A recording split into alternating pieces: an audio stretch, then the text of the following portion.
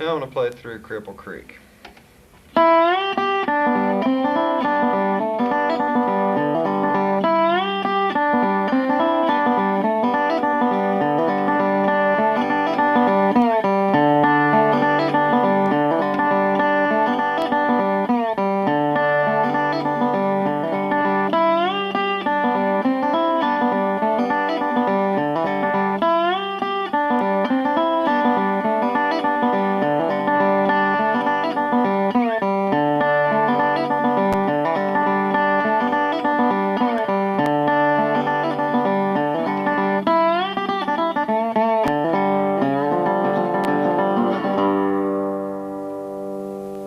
Okay, now let's start talking about it. I'm going to start by sliding on the first string from the 2nd fret to the 5th fret. And I'm going to pick this string with my middle finger. Here we go.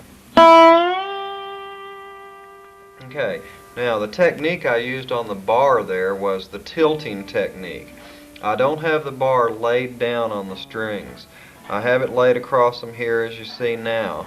But I'm going to tilt the back end up to where it's only on the first string, and my hand behind it, all 3 fingers behind it, are laying down to mute out the other strings. So when I slide, they're staying on the other strings, laying on them to keep them quiet, to keep them from ringing. Then I'm going to pick it again when I get there to the 5th fret. Of course you can't see the 5th fret because my hand's covering it up, but it is at the 5th. So I pick it again when I get there. Now, I'm going to lift my fingers off of the first 3 strings, but this little finger here is going to stay where it was. All that's going to come up actually is lifting the bar, and we have pivoted on this little finger. It's never moved at all. It stayed down. So I slid up and I lift the bar. So the back end was already lifted off. Now the front end is lifted off. And now I'm going to play a backwards roll, which is 1st string, 2nd string, 3rd string, middle, index, thumb. That makes it a backwards roll. Okay, now the right hand technique that comes into play here is what I call follow through. When I picked that 3rd string with my thumb, I followed through into the string above it, into the 2nd string, and pressed against it. Now I'm putting pressure there with my thumb, as you can see, pressing against the 2nd string. Now what that does, that gives me control, and it gives me good tone, keeps my thumb from flying off real high, keeps me in close, and gives me a lot of efficiency. So that roll looks like this. Okay, so here's what we've got. Okay, notice the left hand technique, the bar technique. The little finger never came off. It was always bracing and touching. This is really going to be helpful when you play standing up using your strap. Now we're going to lay the bar down across all of the strings except the 1st string. I've left the 1st string uncovered, and I'm going to play this. Now that was not a roll, that was a thumb on 3rd string, middle finger on 1st string, and then thumb on 2nd string. Now my thumb did this follow through into the next string both times there. When I played the 3rd string, I jammed it into the 2nd, and I played my middle finger on the 1st, and then it's still laying there. Now it never moves, so it's good and tight, good and strong. So that goes 3rd, 1st, 2nd, thumb, middle, thumb.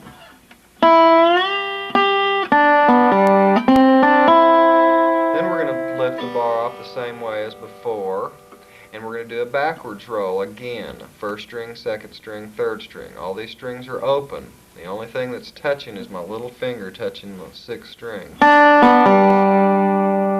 I've got my follow through there with my thumb.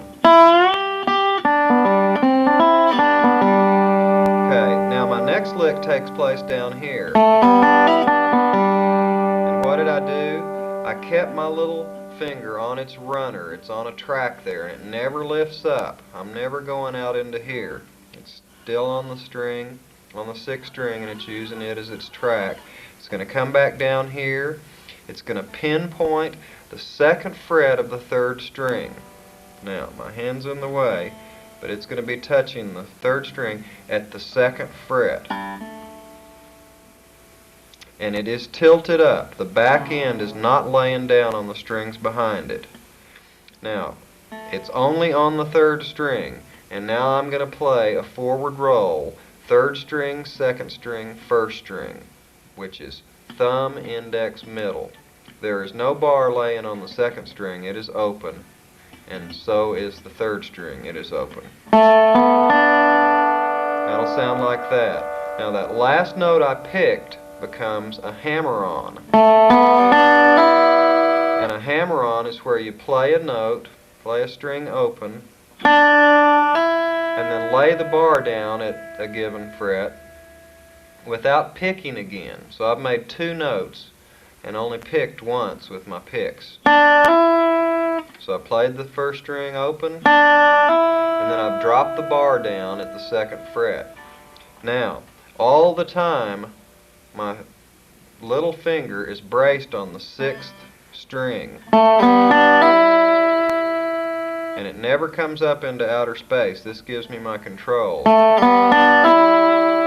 After I do that, I'm going to take the bar away and see how I've still got my rocking effect here with my barring hand. I've rocked back out of the way to free up those strings, those 1st string, 2nd string, and 3rd string, because now I'm going to play a backwards roll. With that backwards roll with my thumb, I still used my follow-through. You need to use follow-through every time. Okay, let's move on to the last lick. Okay, what I did there was I picked the 4th string open and then hammered on the bar to the 2nd fret. Now when I hammered the bar onto the 2nd fret, it is tilted. You can't see under my hand, but it is tilted on the 2nd fret of the 3rd string. The back end is tilted up, and I'm only pinpointing that one string. I'm not laying the bar on all the rest.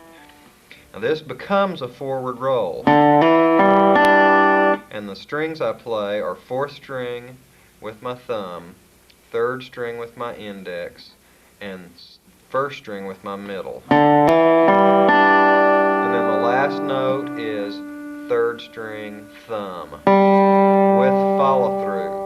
See how my thumb deadens into it? Okay, so we've slid up, pick again, backwards roll, this broken roll with the bar laid down at your C chord, lifting the bar up for another backwards roll, taking it back down with your little finger still down.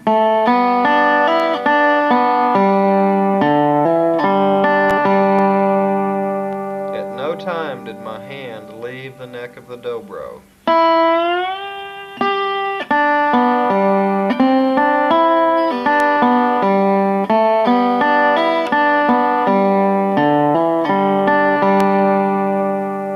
Then that's repeated. It's done twice, the same way both times. Let's do it kind of fast.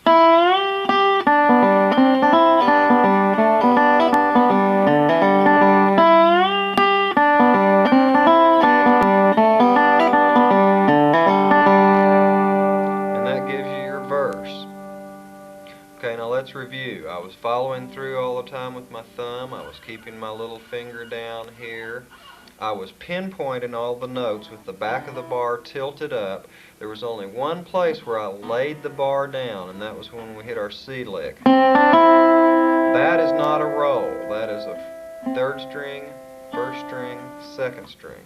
And it's done thumb, middle, thumb. So the technique there is alternating as opposed to rolling.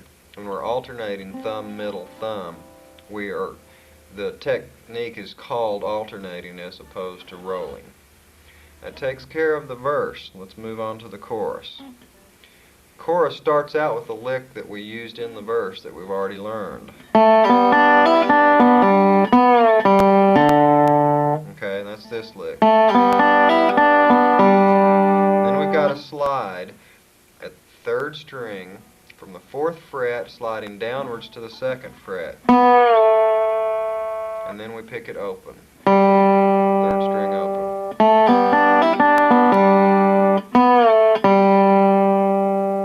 Okay, now my little finger stayed down on the runner.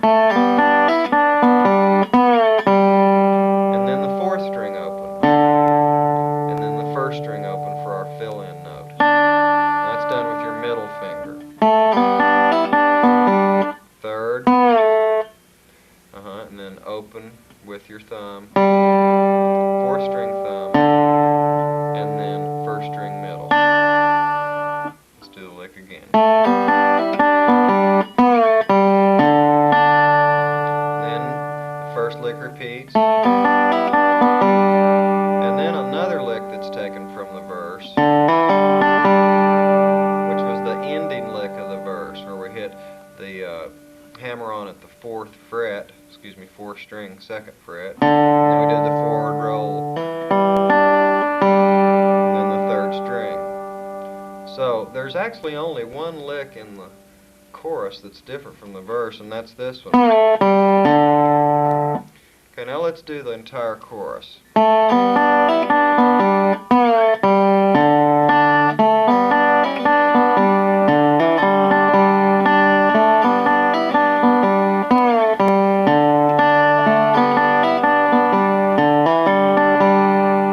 So it is the same thing twice.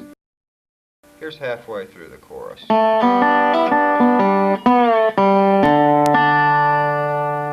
And then here's the second half. So that is done twice, and here's how it sounds when you do the entire chorus twice, which is the full length that the chorus is supposed to be.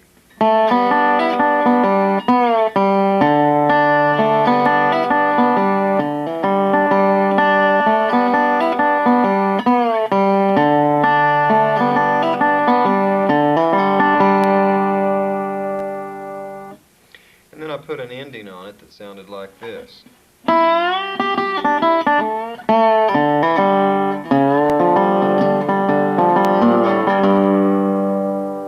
Okay, we're sliding from 2 to 5 on the 1st string with the thumb this time, reaching way over with my thumb because we're going to do some alternating of thumb and middle. So I slid it up with my thumb, and then I picked it middle, and then thumb again. It's all just the 1st string. It sounds like this. And then the next note I'm going to hit open 1st string with my middle. So we've gone thumb, middle, thumb, middle. Now when I lifted the bar up, my little finger stayed down, as has been the case through the entire song. And then I'm going to go 2nd fret 1st string with my thumb, and then open. See that same rocking motion to catch the open. The open's done with my middle finger. Okay, again.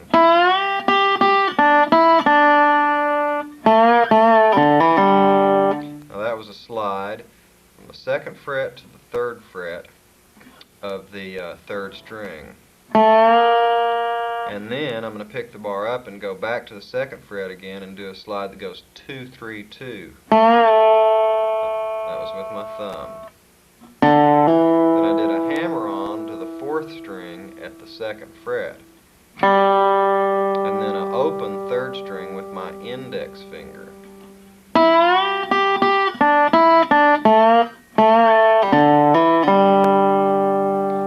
And then the last tag of the ending.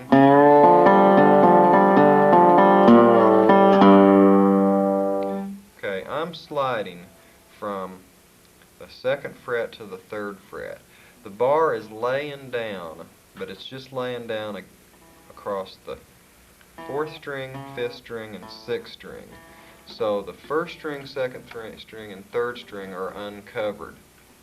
I'm going to slide up 1 fret to the 3rd fret, and I'm going to make a forward roll that goes 5th string, 4th, 3rd, which is thumb, index, middle. Then I'm going to do that roll again when I get there. So I slid during the first note of my roll, and when I get there I play the 2nd note and the 3rd notes of my roll. Like that. Okay, let's put it all together.